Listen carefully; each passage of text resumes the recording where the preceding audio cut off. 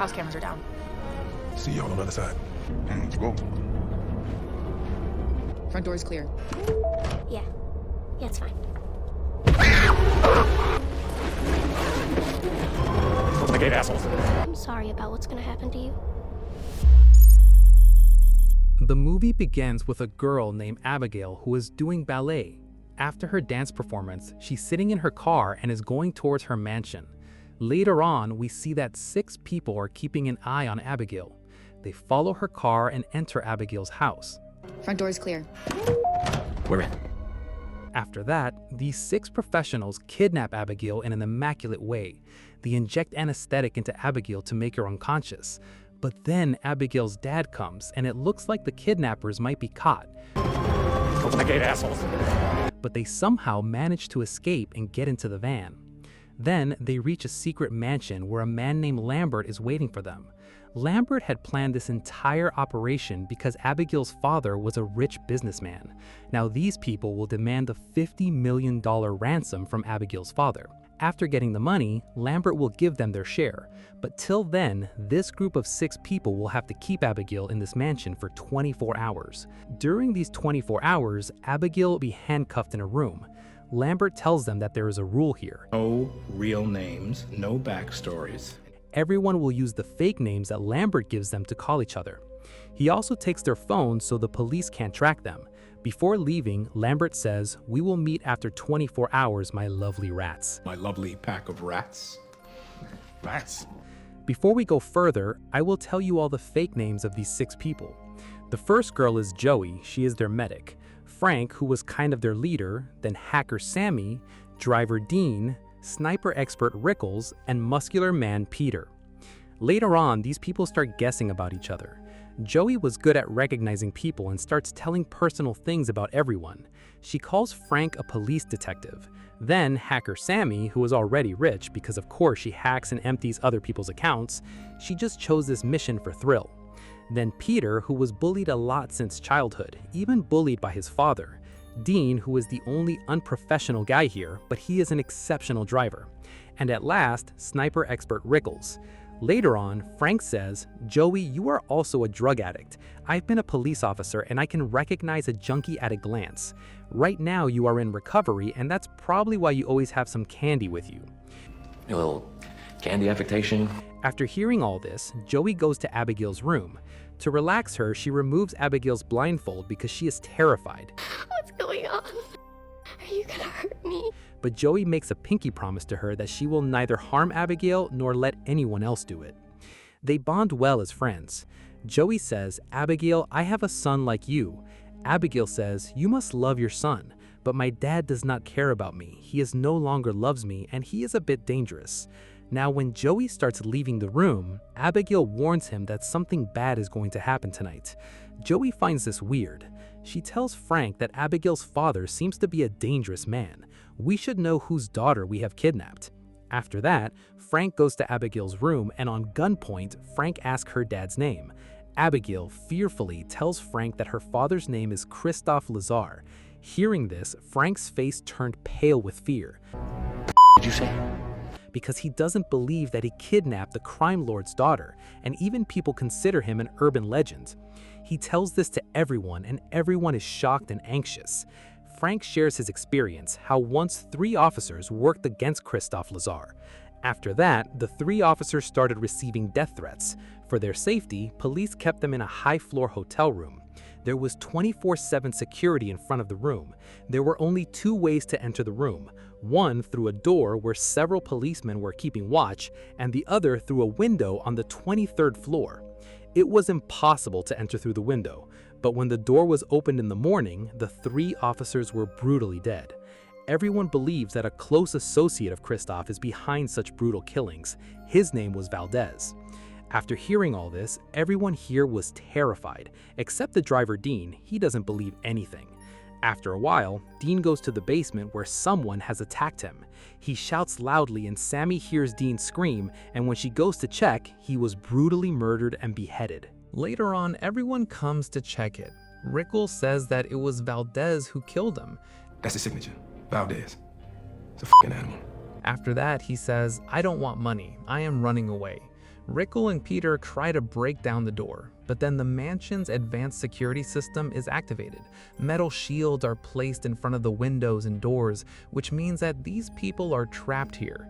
They also know that there is a killer in the building who is going to kill them. Everyone is now completely alert. Joey goes straight to Abigail to ask her if she knows anything about these attacks. Abigail tells her that Frank is my dad's man. He is Valdez, and threatened me not to tell anyone about this. Joey goes to Rickle and tells him that Frank is Valdez. They make a plan to kill Frank and split up, search for him. But within seconds, Joey turns around and sees that Rickle has been murdered.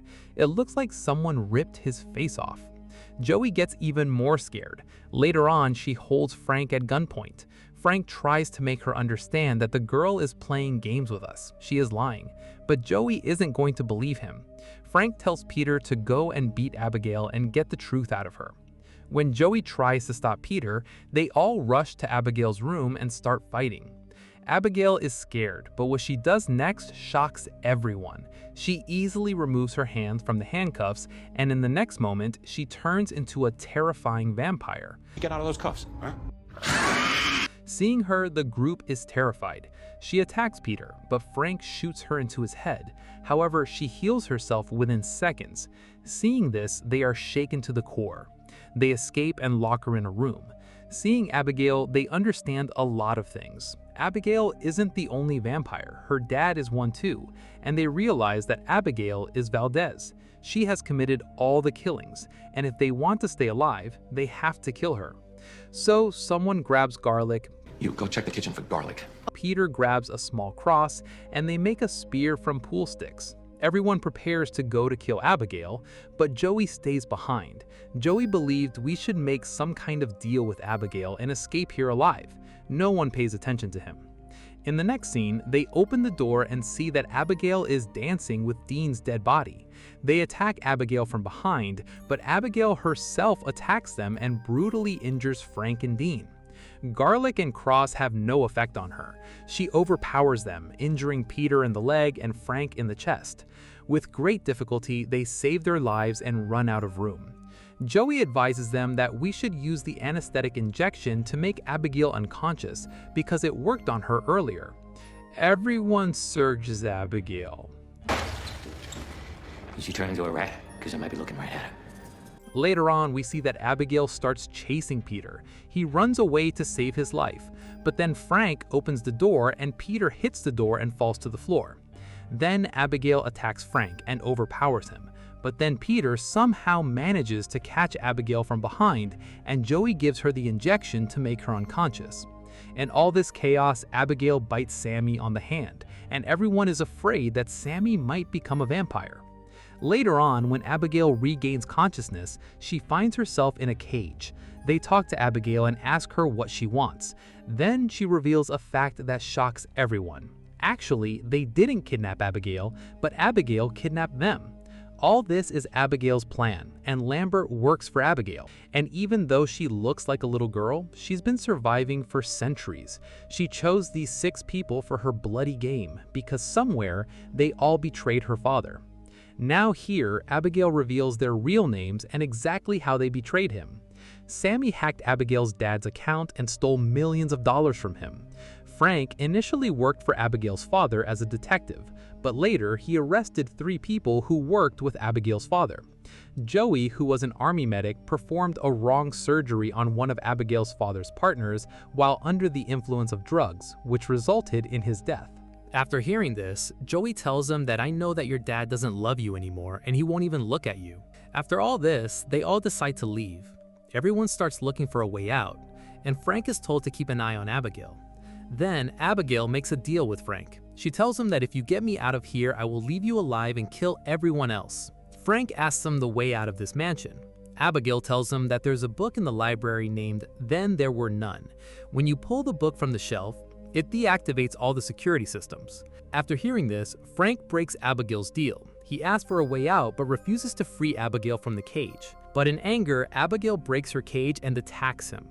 Yes, friends, Abigail was still only pretending to be locked up, because vampires like to play with their food. She is about to kill Frank, but just then Joey comes and breaks a window which lets sunlight in. The sunlight falls on Abigail's hand, causing it to explode like a bomb. Abigail hides in a dark place to heal herself.